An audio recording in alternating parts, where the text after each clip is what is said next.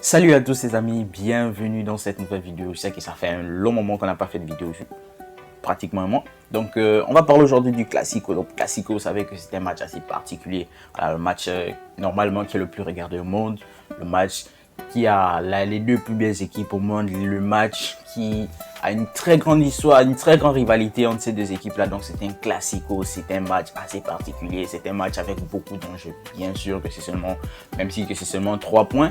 Mais on va dire que voilà, le Classico est de retour. Le Classico est devenu le match le plus suivi, le match le plus attendu, on va dire ça comme ça. Alors, le Barça, le Real Madrid affronte le Barça. Voilà, le Real Madrid reçoit le Barça au Bernabéu, donc match très important parce que les deux équipes aujourd'hui sont, on va dire, leaders de la Liga, même si que le Barça est devant à cause de la différence de but, mais sinon, voilà, ça c'est juste fictif, c'est juste comme ça, mais sinon les deux équipes ont le même nombre de points.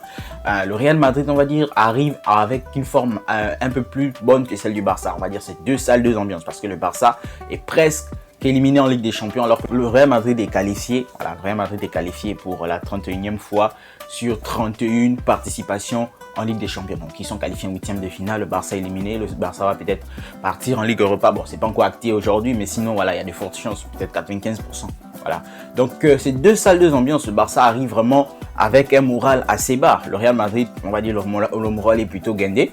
Mais vous savez tous que dans ce genre de match-là, peu importe la position des deux équipes, peu importe le moral, peu importe la forme, tout ce qui compte, c'est la victoire. Tout ce qui compte, c'est la victoire. Parce que celui qui gagne a le droit de chambrer l'autre pendant un long moment. C'est ça le classique. Alors, si on regarde ces 5 derniers matchs, le Classico est plutôt du côté du Real Madrid. Alors, le Real Madrid a gagné 4 matchs, le Barça, un seul. Bon, la dernière victoire du Barça, c'était le 20 mars et c'était un 4-0. Bon, 4-0, c'est juste comme ça, mais sinon c'est le Real Madrid qui domine sur les 3 dernières années, on va dire ça comme ça. Alors normalement dans ce match-là, je pense que celui qui a le plus de pression c'est le Barça, parce que le Barça est au bord de l'élimination en Ligue des Champions. Et là, s'ils perdent encore le Classico, ce sera compliqué parce que les fans, l'équipe n'aura plus aucun argument. Voilà, vous savez que le Barça et le Real Madrid se chambrent à tout moment. Imaginons juste que vous perdez, là vous êtes éliminé en Ligue des Champions, vous perdez le Classico, là c'est mort. Vous allez, je sais pas quel argument vous allez encore avancer lors des discussions, je sais pas. Alors, lorsqu'on regarde aussi les formes des deux équipes, le Barça est plutôt bien parti en Liga, c'est une autre compétition, on va dire ça comme ça. Le Barça est bien parti en Liga, le Barça est invaincu, le Real Madrid aussi. Donc c'est, je crois, des victoires et un nul pour les deux équipes. Donc normalement, là aujourd'hui, on va se dire, on va pas se mentir, hein, c'est un match très important. C'est un match où les deux équipes auront envie de montrer énormément de choses. Bon, bien sûr que voilà, il y a certaines absences, certains joueurs qui sont blessés, mais sinon, voilà, c'est deux grandes équipes, deux grands entraîneurs qui vont s'affronter et qui vont nous donner du spectacle. On espère vraiment voir ça. Alors, si on regarde les compositions d'équipe, côté Barça plutôt, il y a énormément de joueurs qui manquent. Hein, voilà, énormément de joueurs qui manquent, par exemple, plutôt en défense, on va dire ça comme ça. Donc, le Barça a recruté 4 à 5 défenseurs cette saison et il y a même pas, il y a peut-être que 2 ou 3 qui jouent. C'est compliqué. Aujourd'hui, Piqué, qui était le 5e défenseur du Barça dans la hiérarchie, il est obligé de jouer et c'est lui qui a vendu l'équipe lors du match face à l'Inter. C'est vraiment un truc de ouf, quoi.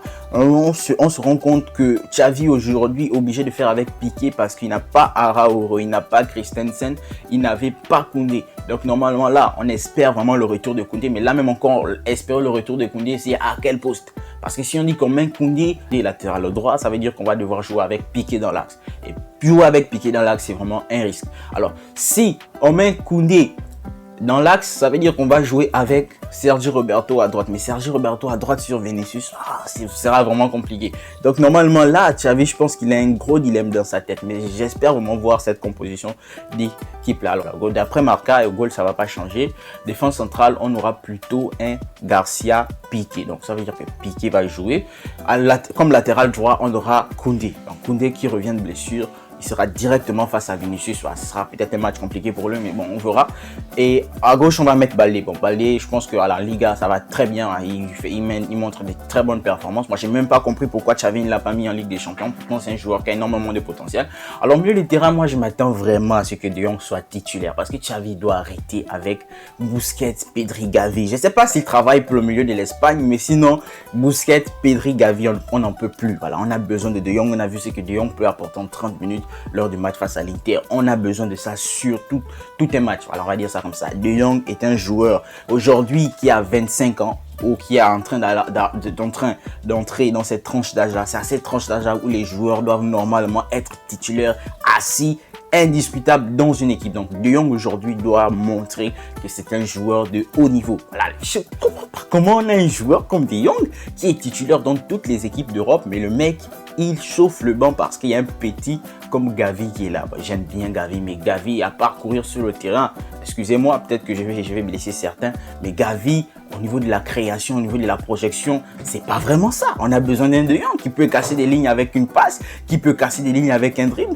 qui peut casser des lignes avec une projection. Donc De Jong, on a besoin de lui. Alors en attaque, moi je pense que ça va pas beaucoup changer. Lewandowski, Rafinha à droite, Dembélé à gauche. Moi, je sais que je veux voir parce que mettre Rafinha à gauche, je vois pas, c'est contre-productif. Hein. Le mec, il n'apporte presque rien.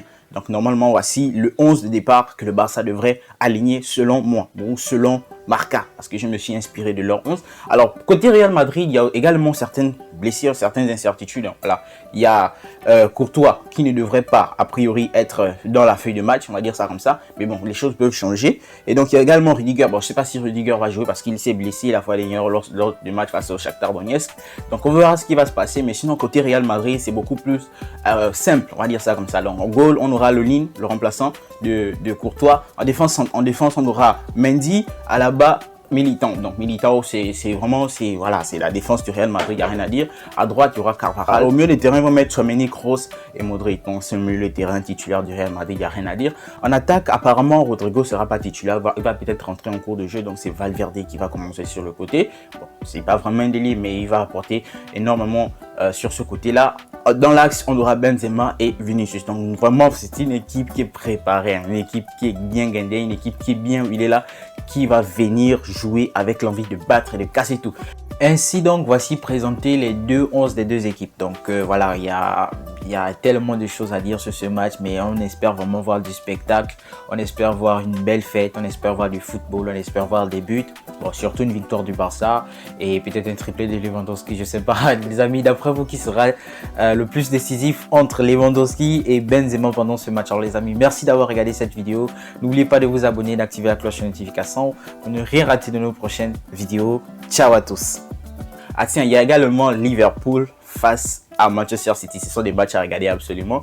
Il y a également PSG Marseille. Donc ce sont des matchs à regarder absolument sur le même jour les amis. Régalez-vous. Bonne journée à tous. Ciao.